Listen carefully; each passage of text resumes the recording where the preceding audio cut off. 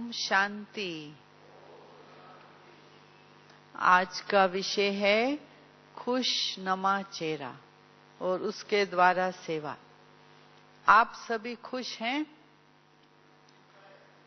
तो एक हाथ की ताली बजाओ। तो जो आपके साथ बैठा है ना, उसको बोलो, मैं आपको देख के बहुत खुश हूं।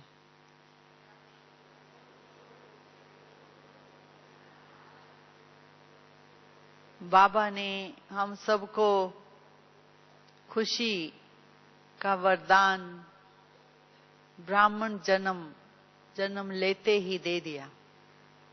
जिस दिन से ये पहचान आई कि मैं ब्राह्मण हूं तो खुशी आई। और दूसरा, परिवार, दैवी परिवार को देखकर हम खुश होते हैं। आप खुश हैं ना? क्योंकि 5000 वर्ष के बाद मिलते हैं और वो भी बाबा पहचान देते हैं कि ये तुम्हारा कल पहले वाला परिवार है। ये कौन सा परिवार है, इसकी क्या विशेषता है जिससे हमको खुशी होती है? कि ये बहुत पुराना परिवार है और सतयुग का पहला परिवार। लक्ष्मी नारायण का ये पहली फैमिली है जो सारे दुनिया में राज्य करते हैं। तो दैवी परिवार, ब्राह्मण परिवार, इन एक दूसरे को देख के हमको खुशी होती है। फिर ये भी खुशी होती है कि हम बाबा को मिले। 2 दिन में बाबा आने वाले हैं। आप सब खुश हैं ना? बाबा को मिलेंगे और मिल भी चुके हैं, मिलेंगे भी, रोज मिलते भी हैं, वो भी खुशी है। और तीसरा, बाबा ने हम सबको ज्ञान रतन देते हैं, रोज झोली भरते हैं सुबह सुबह, उसकी भी खुशी है। ब्रह्मा भोजन खाते हैं ना सभी, उसकी भी खुशी है। टोली खाते हैं सभी, उसकी भी खुशी है। दादियों को भी मिलते हैं, उसकी भी खुशी है। ये सब खुशी तो बाबा ने हम सबको दे दी है, दे भी रहे हैं, देते रहेंगे। लेकिन बाबा कहते हैं कि खुशनुमा चेहरे से सेवा करो। तो अभी हम थोड़ा और गहराई में जाएंगे। एक है ये चेहरा, दूसरा है आत्मा का चेहरा। आत्मा स्मृति, वृत्ति और दृष्टि। हमारी स्मृति में क्या रहे जिससे हमको खुशी रहे। तो पहली स्मृति बाबा ने दिलाई है हम सबको कि आप शुद्ध आत्मा हो। आप है ना सभी शुद्ध आत्मा। शुद्ध माना शुद्ध सोचने वाली आत्मा। खाली कहना नहीं कि मैं शुद्ध आत्मा, परंतु शुद्ध विचार करने वाली मैं एक श्रेष्ठ आत्मा हूं। ये स्मृति में रखना है। और दूसरा कि मैं श्रेष्ठ ब्राह्मण आत्मा हूं। जैसे बाबा ने कहा कि परम धाम से हम आते हैं, शरीर में प्रवेश करते हैं, इन कर्म इंद्रियों द्वारा कार्य कराते हैं। तो आंखों द्वारा श्रेष्ठ कर्म करना जिससे हमको खुशी हो, वो है दूसरों के गुण देखना, अच्छाई देखना। और मुख द्वारा बाबा ने कहा खुशी कैसे होगी? जब आप ज्ञान रतन का दान देंगे। तीसरा, कानों द्वारा बाबा के ज्ञान अमृत वचन सुनते हैं तो खुशी होती है। तो जब आत्मा इन कर्म इंद्रियों के द्वारा श्रेष्ठ कर्म करती है तो खुशी होती है।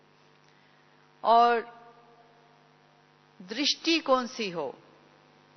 दृष्टि हो सबके प्रति भले की, कल्याण की। और कृति कौन सी हो? कर्म कौन सा हो? सुख देने का। तो जब हमारे स्मृति में और वृत्ति में, दृष्टि में, कृति में भाई भाई की दृष्टि होगी, अच्छाई देखने की दृष्टि होगी, अच्छी बात सुनने की वृत्ति होगी, तो खुशी जमा होती रहेगी।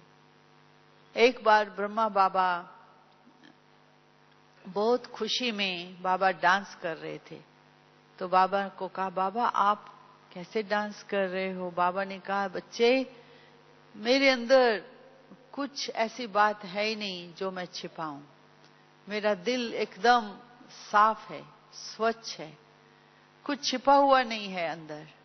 झूठ मूठ छल कपट सब खत्म हो गया, सारी गंदगी निकल गई, तो खुशी होती है। कहते हैं ना, सच तो बीठो नाच। जो सच्चा होता है वो सदा हल्का रहता है, हल्के के कारण वो सदा डांस करता है, खुश रहता है। तो हमारे दिल में इतनी सफाई हो, इतनी सच्चाई हो, तभी जाकर के हमको खुशी रह सकती है। क्योंकि खुशी को भी कमाना पड़ता है। कमाना माना अर्न करना पड़ता है। खुशी ऐसे नहीं आ जाएगी। हाँ, चलो हमको किसी ने टोली खिला दी, 2 मिनट खुशी आई, लेकिन किसी ने कुछ बोल दिया उल्टा सीधा तो हमारी खुशी गायब हो गई। या हमने जो सोचा था कि ये करेंगे, आज नहीं हो पाया, किसी ने सहयोग नहीं दिया तो हमारी खुशी गायब हो गई। या कोई अपेक्षा करते हैं, हम लोगों से इच्छा रखते हैं, हम नहीं पूर्ण कर पाते तो खुशी गायब हो जाती है। तो खुशी को कायम रखने के लिए पहली बात, हम सबको रोज अपने अंदर की सफाई करनी है। अपनी फीलिंग्स जो होती है ना, हमारी फीलिंग्स, उसको साफ रखना है, अपने प्रति और दूसरों के प्रति। कभी भी हमारे अंदर भावनाएं जो फीलिंग्स हैं, अपने प्रति भी और औरों के प्रति भी खराब ना हो, शुद्ध रहें। कहते हैं कि जैसे सुबह हमने योग किया, अमृत वेला मुरली पढ़ी और फिर कर्म योगी बन के रहे, लेकिन शाम को योग किया, फिर रात को सोते समय हम देखें कि हमारी फीलिंग्स कैसे हैं। यदि हमारी फीलिंग्स हल्की हैं, खुश हैं, तो इसका मतलब सारा दिन हमारा कर्म अच्छा हुआ है, तो खुशी रहेगी। और यदि हमने सारा दिन में चलो किसी को कुछ गुस्सा कर दिया, चिड़चिड़े बन गए, या सहयोग नहीं दिया, या कोई भी बात पर हम अपसेट हो गए, कुछ तू मैं करके आ गए, हाँ, थोड़ा छल कपट हो गया, थोड़ा दुखी हो गए, उलझ गए सारे दिन में, यदि ये हो गया तो खुशी खत्म। खुशी तब रहेगी जब हम स्थिर बुद्धि होंगे। हाँ?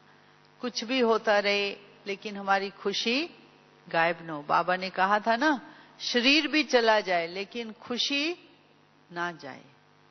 खुशी जैसी खुराक नहीं। हाँ, हम रोज सुनते हैं ना मुरली में, तो बाबा कहते हैं खुशी आपकी प्रॉपर्टी है। हाँ, खुशी आपका जन्म सिद्ध अधिकार है, और खुशी आपकी एक ब्राह्मण जीवन का श्वास है।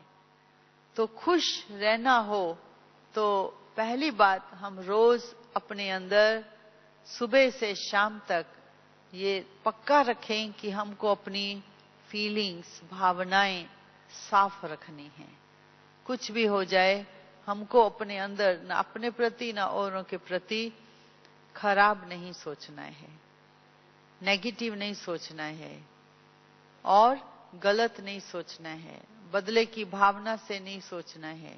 तब जाकर के हमारी फीलिंग्स अच्छी रहेंगी, हम खुश रहेंगे।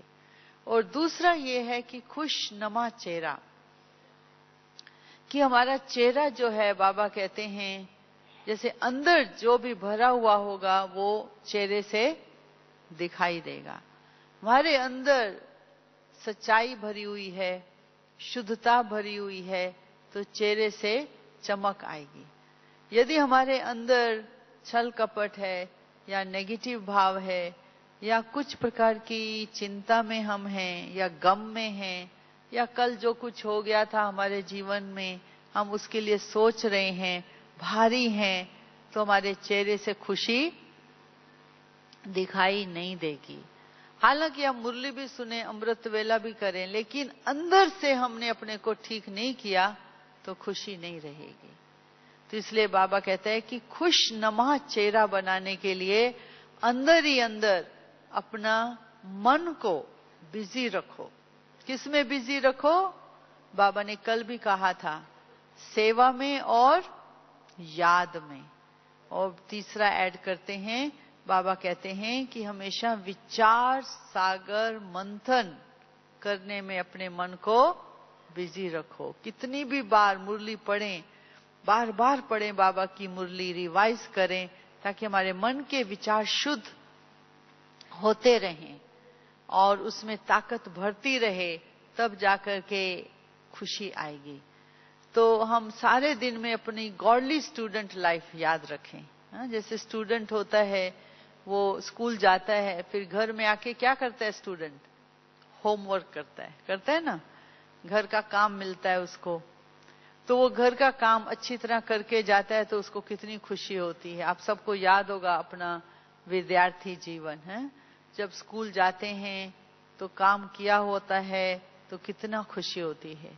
तो ऐसे ही बाबा कहते हैं कि सुबह हम बाबा की मुरली पढ़ते हैं, तो जैसे गाय है वो घास उगाती है, तो ऐसे ही हम अपने बाबा के मुरली के महावाक्य अपने मन में विचार करते रहेंगे, रिवाइज करते रहेंगे, उसका मंथन करते रहेंगे, तो हमारी ऊर्जा, जो हमारी खुशी की ऊर्जा है, जो मोटिवेशन की ऊर्जा है, जो सुख पाने की ऊर्जा है, जो सुख की फीलिंग्स में रहने की ऊर्जा है, वो बनती रहेगी, है ना। जैसे सोलार होता है ना, उसकी सूर्य की रोशनी से, शक्ति से उसकी शक्ति बनती जाती है, सारा दिन बनती रहती है।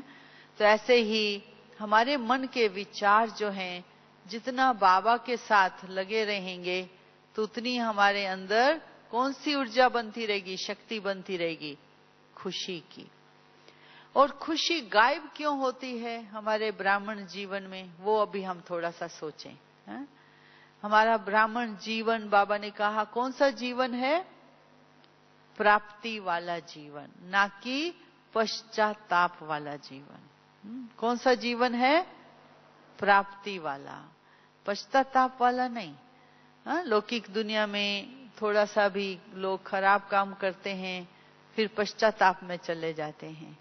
और बाबा ने हमको 3 कालों का ज्ञान दे दिया, कहा बच्चे कर्म करने से पहले सोचो, सोच कर फिर बोलो और सोच कर कर्म करो, ताकि फिर हमको पश्चाताप में ना जाना पड़े।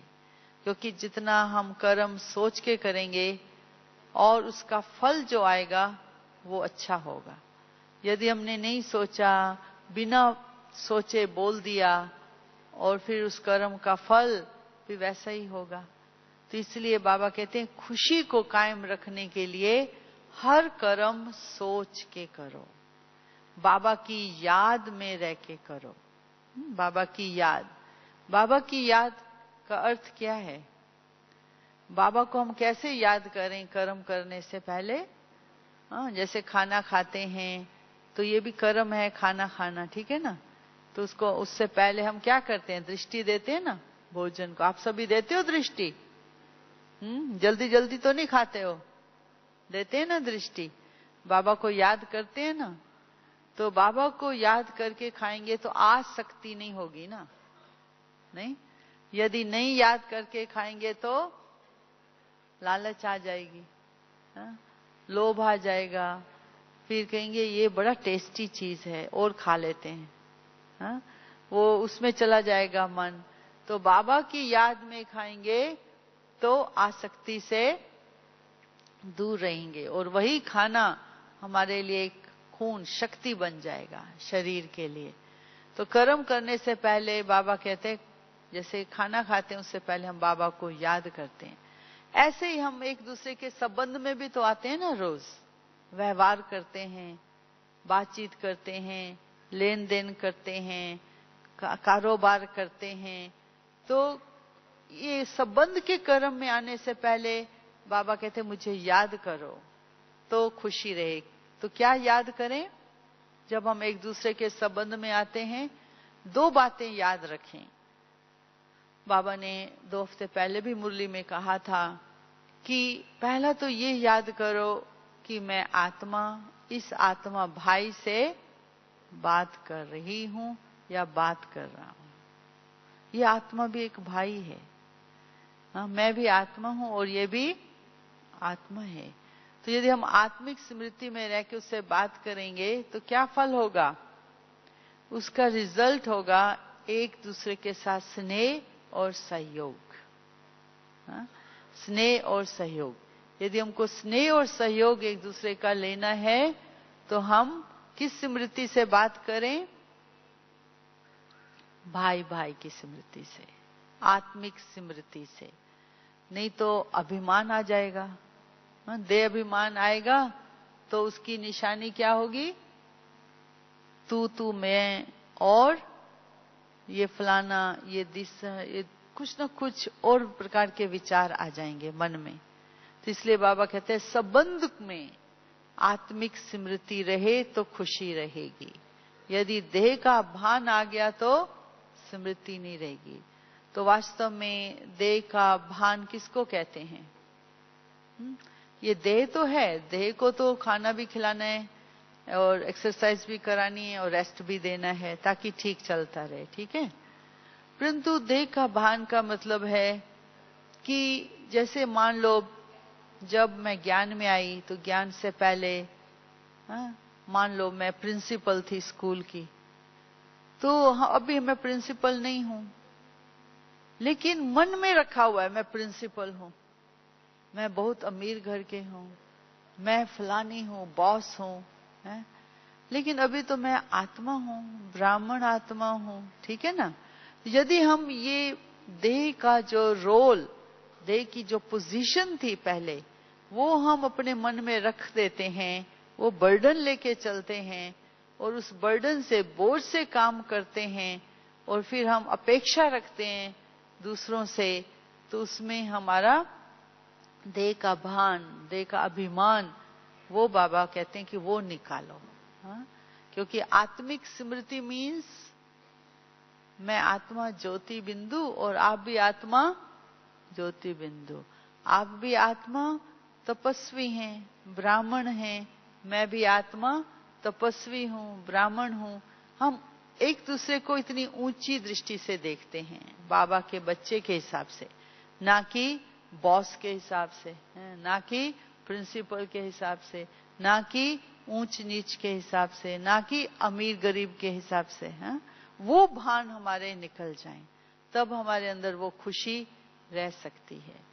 और बाबा कहते हैं कि खुशनुमा चेहरा बनाने के लिए रोज अपने, बाबा कहते हैं कि इंग्रेडिएंट्स जो है ना, खुशी की इंग्रेडिएंट्स, उसको आप अंदर ही अंदर घोटते रहो, चरण करते रहो, विचार सागर मंथन में लाते रहो, क्योंकि यहीं पर माया आती है जो हमारी खुशी को गायब कर देती है। मान लो हम सुबह अमृत वेला करते हैं, तो बाबा ने कल भी कहा, परसों, कि अमृत वेला कैसे करना है। सुबह उठ करके, ये वरदानी समय है, वरदाता साथ है, सर्व शक्तियां दे रहा है बाबा, वो शक्ति का हमको अनुभव करना है। क्योंकि सबसे आसान बात तो यही है कि आत्मा शरीर में है, हम आपको देख रहे हैं आंखों से, तो आसान है। परंतु शिव बाबा रहते हैं परम धाम में, है? और मैं आत्मा शरीर में हूं और हमको पहुंचना है परम धाम, शिव बाबा के पास, परम धाम।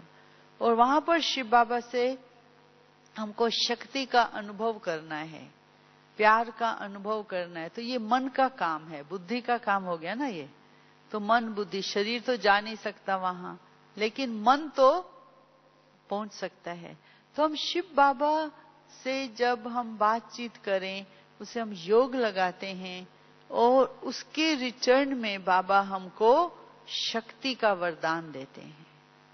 और वो भी किस समय, कौन सा समय बाबा ने बताया? कौन सा समय? अमृत वेला। क्यों? क्योंकि अमृत वेला ही बाबा के पास सर्व शक्तियां, बाबा ने कहा कि खजाना खुले पड़े हैं, बाबा भोलानाथ है। और उस समय बच्चों को बाबा भोलानाथ के हिसाब से झोली भर देता है। उस समय बाबा ने कहा भंडारे खुले पड़े हैं। हाँ, तो इसलिए बाबा से हम जितना झोली भरेंगे तो उतना हम खुश रहेंगे। हाँ, एक दूसरे, जैसे दुनिया में भी देखो भाई बहन कमाएं और आप कहें कि मेरे को पैसा दो, वो कितना देते रहेंगे? चलो थोड़ा बहुत दे देंगे आपको, है। परंतु जो बाप है वो तो आपको पूरा वर्षा दे देता है ना। तो शिव बाबा हमको पूरा वर्षा देने आए हैं, और भाई बहनों से तो थोड़ा मिलेगा, है, लेकिन बाप से तो अनगिनत मिलेगा। तो आप सभी लेते हैं सुबह के टाइम बाबा से? कितनी झोली भरते हैं? आधी या पूरी? पूरी। लेकिन पूरी भरते हैं, खाली तो नहीं हो जाती। हाँ, उसमें देखना है सुराख तो नहीं है, हैं? क्योंकि यदि हम पूरी भर रहे हैं झोली, बुद्धि की झोली, यदि हमको इतना अच्छे अनुभव हो रहे हैं बाबा की शक्ति के, तो सारे दिन में हमारा चेहरा कैसा रहेगा? खुश रहेगा। खुश रहेगा।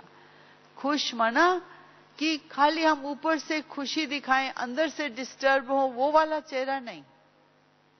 अंदर से हमारे अंदर वो इंटरनल, जो बाबा कहते हैं ना, आंतरिक खुशी, जो सच्ची खुशी है, वो बनती रहेगी। लेकिन मैंने देखा कि सच्ची खुशी बनाने के लिए सच्चे कर्म करने पड़ते हैं। हाँ, ट्रूथफुल एक्शन, एकदम ईमानदार सच्चाई वाला कर्म, कोई छिपा हुआ नहीं हो अंदर, कुछ भी एजेंडा ना हो अंदर।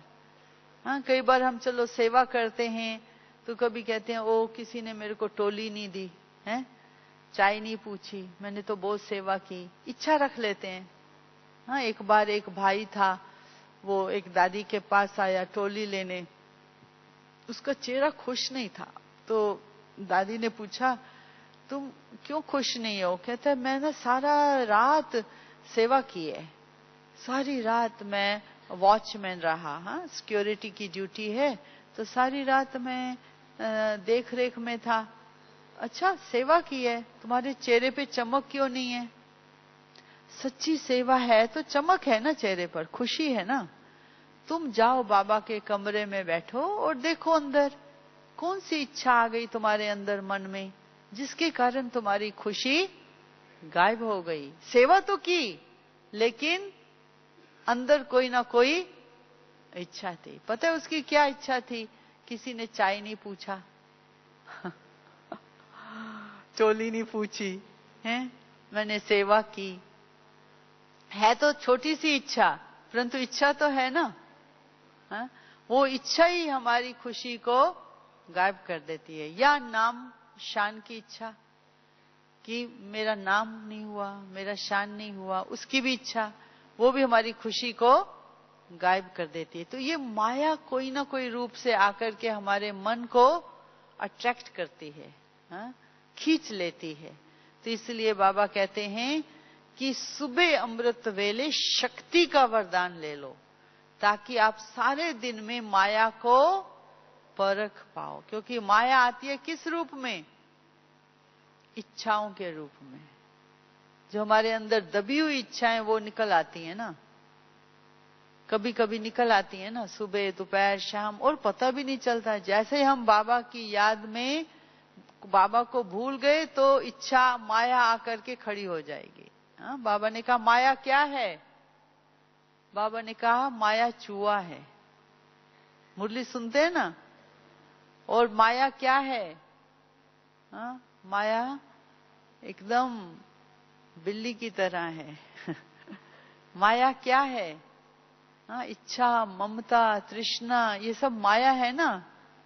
आकर के हमारे मन में विचार ले आते हैं ना ऐसे ऐसे इच्छा के, तो खुशी गायब हो जाती है। तो इसलिए बाबा कहते हैं कि शक्तिवान इतने बनो ताकि आप परख सको माया को। तो इसलिए हमको परखने की शक्ति जमा करनी है, डिसर्नमेंट पावर, परखना।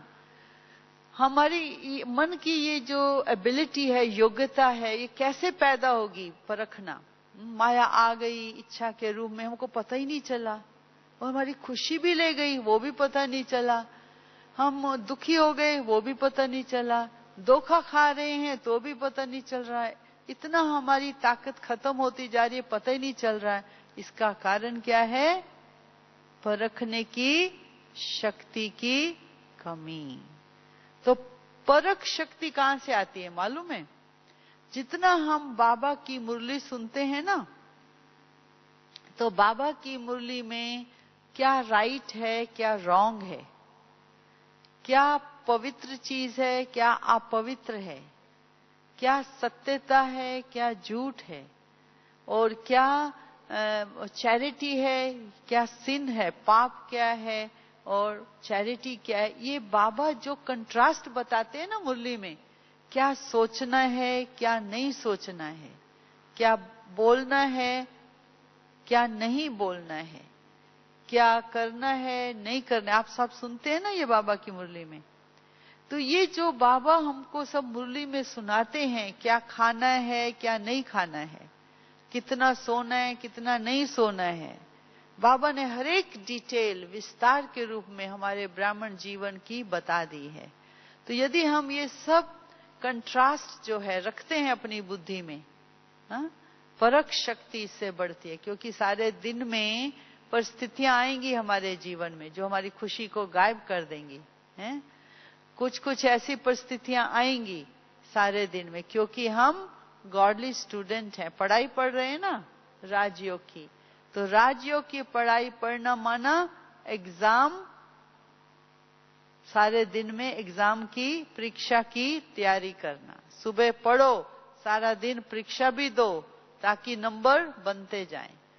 हम कहें हमने सुबह मुरली पढ़ ली, फिर सारा दिन हम यदि नहीं याद रखते हैं बाबा की शिक्षाओं को, तो कोई ना कोई परिस्थिति आकर के हमारी खुशी को गायब कर देगी। तो इसलिए बाबा कहते हैं बच्चे जितना हो सके अपनी परख शक्ति, माना जो बाबा ने विजडम दी है, दिव्य बुद्धि दी है, ये मुरली है, जितना हम बाबा की मुरलियों को बार बार पढ़ेंगे उतनी हमारी बुद्धि अच्छी होती जाएगी, समझ अच्छी होती जाएगी, परखने की शक्ति अच्छी होगी, तभी हम परीक्षा में से पार हो जाएंगे, तभी हम खुश रह सकेंगे। क्योंकि यदि सारे दिन में परीक्षा आई, किसी ने मान लो गुस्सा किया और हमको पता ही नहीं उसके साथ हमको कैसा व्यवहार करना है, मान लो उसने गुस्सा किया, हमने भी गुस्सा किया, पास हुए या पार हुए, या फेल हो गए? हाँ, यदि कोई गुस्सा करे और हम भी उसको जवाब दे दें तो क्या है, ये नंबर मिलेंगे? नहीं मिलेंगे। क्यों? क्योंकि ये परीक्षा थी और उसमें हमको दो चॉइस थी हमारे पास, या तो हम शांति से उससे बात करें, शांति से, जो कोई गुस्सा करता है तो उस समय हम शांति से करें बात, क्योंकि शांति देनी है ना उसको भी, और प्यार से। चलो प्यार नहीं तो शांति, प्यार नहीं दे सकते किसी को तो शांति तो दे सकते हैं ना, हाँ, क्वाइट तो रह सकते हैं ना, शांत तो रह सकते हैं। लेकिन यदि हमने जवाब दे दिया उसको तो हमारे नंबर खत्म, विकर्म बन जाएगा ना, पाप हो जाएगा ना, अंदर डिस्टरबेंस आ जाएगी। तो योग में बैठेंगे तो कौन याद आएगा? जिसके साथ गुस्सा किया है वो व्यक्ति बार बार आता रहेगा, कहेगा मेरा भी बिल बिल पे नहीं किया अभी तक तूने, हैं, पे करो। हम बाबा को याद करने बैठेंगे, वो जाने ही नहीं देगा आपको, ऊपर आ जाएगा आपके मन में, वही परिस्थिति आ जाएगी, वो व्यक्ति आ जाएगा, वो फीलिंग्स आ जाएंगी। ये बिल है कर्म का, तो इसको फिर पार करना है ना, इसको पे करना है। हाँ, जब आपके जीवन में बिजली का बिल आता है, पानी का बिल भरते हैं ना, तो भरने के बाद क्या फीलिंग्स होती हैं कि हमने बिल पे कर दिया, अभी हल्के हो गए। तो ऐसे हमारे सारे दिन में जो भी परीक्षा आती है, टेस्ट आते हैं, सब बिल पे करने पड़ते हैं? लेकिन हम खुशी से करें, ना कि कंप्लेन करें, क्यों आया, क्यों आया, ये क्यों हुआ, ये क्यों में ना जाकर के शांति से उसका बिल, हाँ, बिल समझते हैं, हाँ, पानी का बिल, बिजली का बिल होता है ना, तो ये भी सारे दिन में कितने आते हैं बिल?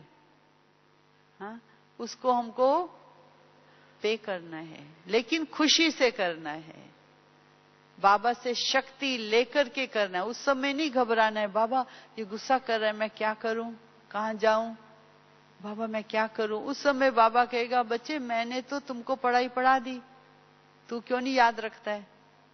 हाँ, एक बार बाबा ने कहा था मुरली में, टीचर कभी भी स्टूडेंट को एग्जाम के टाइम मदद नहीं करता है। याद है वो मुरली? बाबा ने कहा मैं टीचर हूं तुम्हारा, और जब एग्जाम आ रहा है तो कहते टीचर तुम मदद करो, ये तो नहीं हो सकता। टीचर है ना बाबा, आपने स्वीकार किया है बाबा को टीचर है। और परीक्षा के समय बाबा मदद करेगा क्या?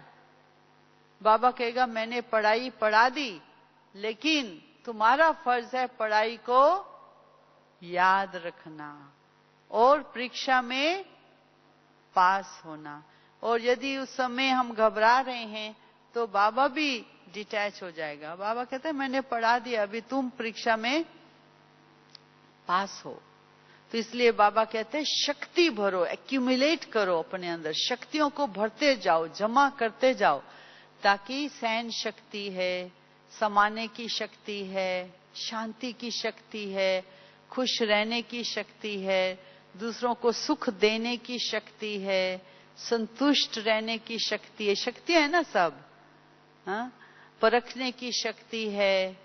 हाँ, तो बाबा कहते सब शक्तियां आप अपने अंदर जमा करते रहो। कैसे जमा करेंगे? सारे दिन में बहुत चांस है हम सबको, सारे दिन में बहुत बहुत हमको अपॉर्चुनिटीज आती है, मौका आता है ये जमा करने के लिए। कैसे?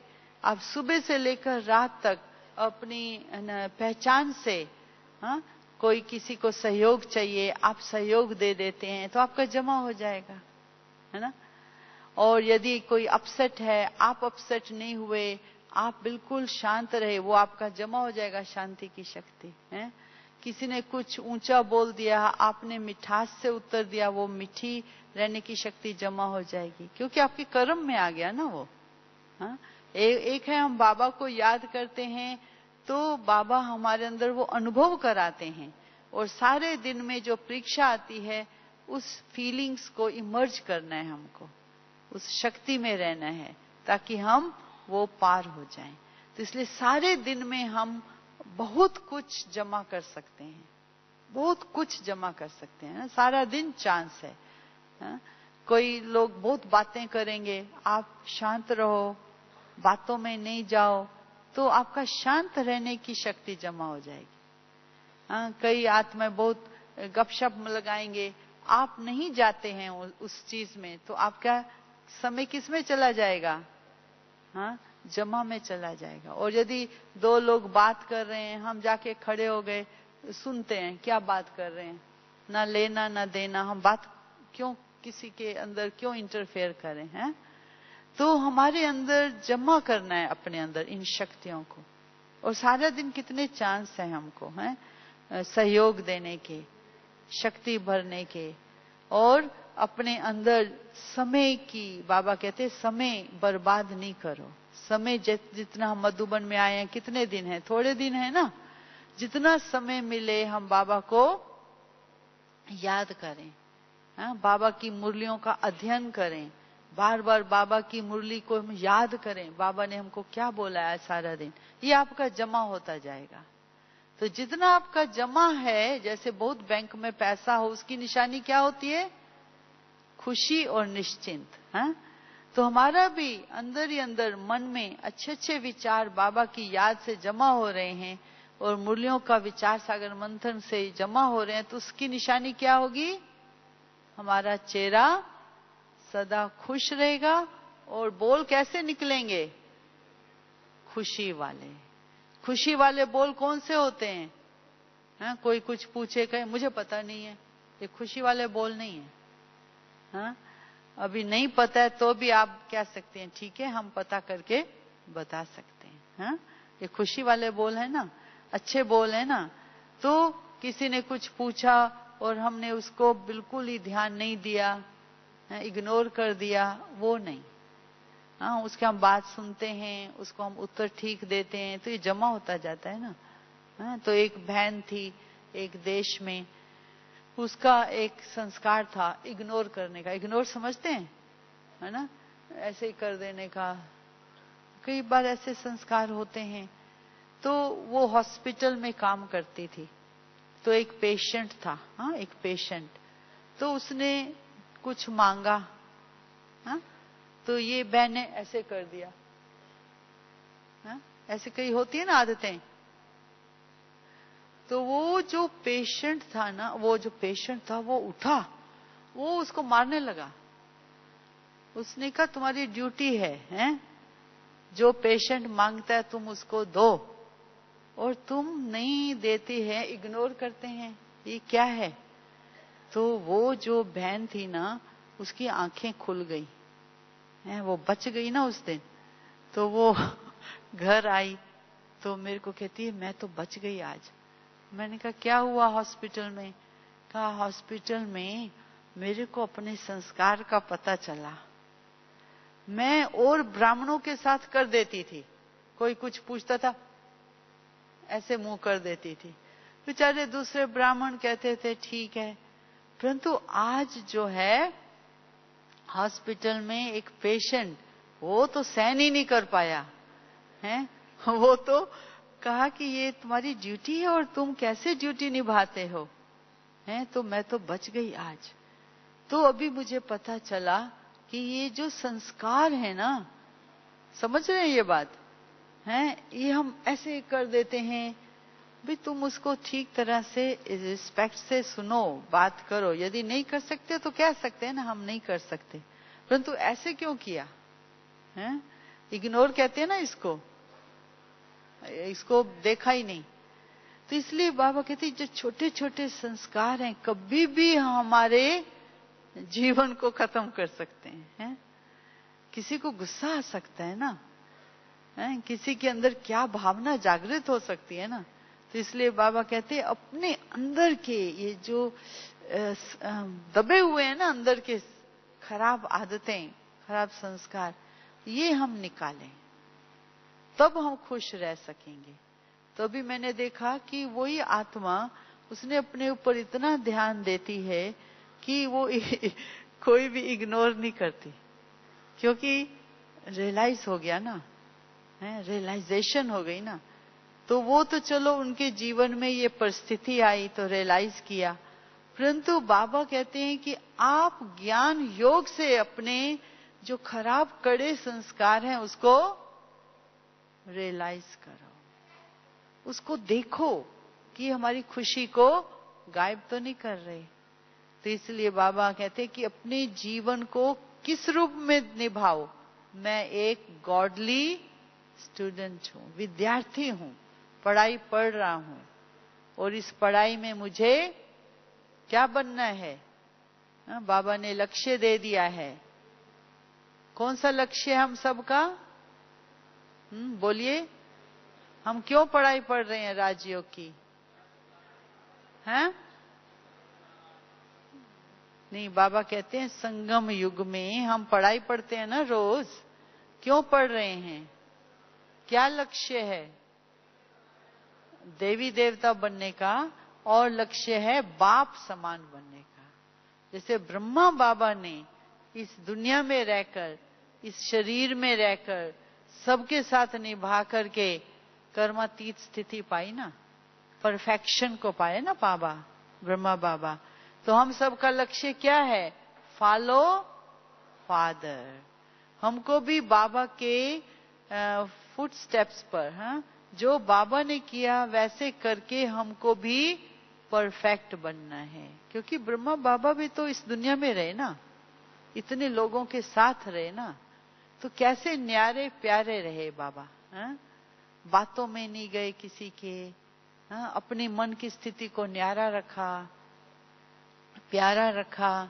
और बाबा ने लास्ट ये जो एक बहुत अच्छी बात बाबा ने की, वो थी अशरीरी अवस्था। अशरीरी माना कि जैसे हम योग करते हैं ना, बाबा को याद करते हैं, तो एक है हम बाबा से बातचीत करते हैं, सूक्ष्म वतन में बात करते हैं ना बाबा से। फिर है एक स्थिति जिसको हम कहते हैं अशरीरी स्थिति। तो अशरीरी अवस्था माना कि एकदम हमारे मन के जो विचार है ना स्थिर हो जाएं, हिले नहीं, ये बात याद ना है, वो बात याद ना है, एकदम स्थिर, एकदम पवित्र और एकदम हल्के। कोई इच्छा नहीं है उन विचारों में, मन के विचार एकदम अशरीरी। ये शरीर कोई खींचे ही नहीं, ना हमारा पास्ट खींचे, ना कोई इंसान खींचे, ना कोई चीज खींचे, एकदम अशरीरी। मन के विचार जो है, मन की स्थिति जो है एकदम स्थिर, पवित्र है। आपने देखा होगा ब्रह्मा बाबा की जितनी भी फोटोज हैं हिस्ट्री हॉल में, है ना, खाना खाते बाबा, बात करते, खेलते, बाबा बात कारोबार में आते, बाबा की ये स्थिति थी, शरीर से डिटैच। जितना हम शरीर से डिटैच उतना हमारी खुशी बनती रहेगी। जितना हम शरीर में आकर के शरीर के भान में खुशी खर्च होती जाएगी। तो हमको क्या करना है? खर्च करके फिर जमा करनी है या जमा ही करते जाना है ताकि खर्च ना हो? कौन सा पसंद है? हाँ, जमा करनी है। वो है हमारे यही वाली स्मृति कि मैं आत्मा अशरीरी हूं, मैं सर्वश्रेष्ठ आत्मा हूं, निराकार आत्मा हूं। और तीन एक्सरसाइज आप रोज करना ताकि हमारी खुशी जमा होती रहे। नहीं करेंगे तो नहीं मिलेगा कुछ। पहली एक्सरसाइज है कि मैं सर्वश्रेष्ठ आत्मा हूं और कर्म इंद्रियों द्वारा सर्वश्रेष्ठ कर्म करती हूं। एक तो ये सारे दिन में याद रखना है कि मैं कौन हूं। आप बोलिए, मैं कौन हूं? हाँ। दूसरा बाबा ने कहा ये एक्सरसाइज करो कि चलो आप बोल नहीं रहे हो, देख नहीं रहे हो, तो मैं आत्मा एंजल हूं, फरिश्ता हूं, और फरिश्ते के रूप में शांति के वाइब्रेशंस फैला रही हूं। क्या याद रखेंगे? दूसरा एंजल, फरिश्ता। पहला मैं कौन हूं? सर्वश्रेष्ठ ब्राह्मण हूं। तो बोल भी सर्वश्रेष्ठ, आंखों से भी अच्छी चीज देखें, कानों से भी अच्छा सुने, ये है श्रेष्ठ। चलो ये कर्म नहीं कर रहे तो दूसरा है मैं कौन हूं? एंजल हूं, फरिश्ता हूं। फरिश्ते का काम क्या होता है? आना, मैसेज देना, चले जाना। और फरिश्ते के कान देखे कभी? दिखाते हैं कान? देखे हैं एंजल्स? फरिश्ते के कान नहीं होते हैं। माना कोई इंटरेस्ट ही नहीं है इस दुनिया में, ना गॉसिप सुनने का, ना निंदा करने का, है इंटरेस्ट ही नहीं है उसको। कान नहीं होते हैं। देखिए ना एंजल्स, फरिश्तों के कान नहीं दिखाते। तो आप सबके कान हैं? नहीं है। आप कौन हैं? फरिश्ता। तो फरिश्ता मीन्स भगवान का मैसेज देने वाले। बस जहां पर कोई दुखी है, फरिश्ता जाकर के उसको सुखी बना के आ जाता है। बस वो उसकी कहानियों में नहीं जाता, अच्छा ये हुआ, रामायण की कथा नहीं सुनता वो, महाभारत नहीं।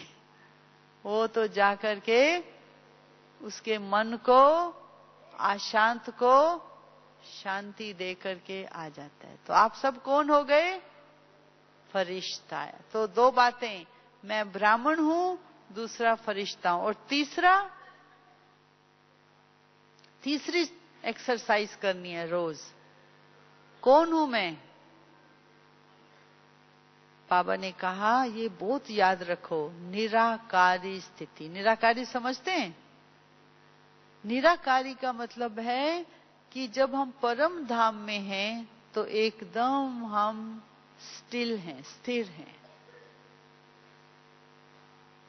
तो उस स्थिति में हम किसी की जजमेंट नहीं देते हैं, ये फलाना ऐसे है, फलाना ऐसे है, हम कंपेयर नहीं करते हैं। निराकारी स्थिति, एकदम स्थिर। जो हो रहा है उसमें अच्छाई है, हिलते नहीं है, एकदम स्थिर रहते हैं। निराकारी स्थिति,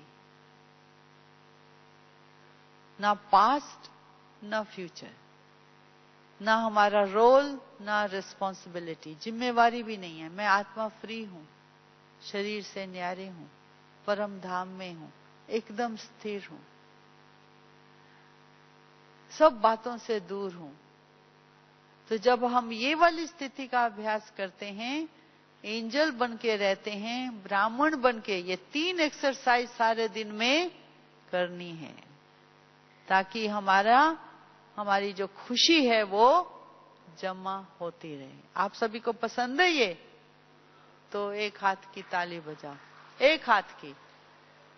हाँ, तो मैं सर्वश्रेष्ठ ब्राह्मण आत्मा हूं। किस लिए आई हूं इस दुनिया में? सर्वश्रेष्ठ कर्म करने के लिए। किसके द्वारा? आंखों द्वारा, मुख द्वारा, कान द्वारा। दूसरा, मैं फरिश्ता हूं, शांति के वाइब्रेशंस फैलाती हूं। मेरे कान नहीं है, कान माना इंटरेस्ट ही नहीं है और बातों में जाने का। एंजल दुखी को सुखी बनाता है, अशांत को शांत करता है। जैसे बाबा है, दुख हरता है, सुख देता है। तो हम भगवान के बच्चे फरिश्ते हैं, जाकर के सभी को सुख देते हैं। तीसरा, मैं आत्मा निराकार, एकदम स्थिर, हाँ, परम धाम में। कोई प्रकार का पास्ट याद भी नहीं, ना जिम्मेवारी ना रोल। मैं आत्मा फ्री, डिटैच, एकदम शांत, कोई जजमेंट नहीं। तो वो वाली स्थिति, ये 3 स्थितियां रोज आप एक्सरसाइज करो, तब जाकर आत्मिक शक्ति बढ़ती रहेगी। ओम शांति।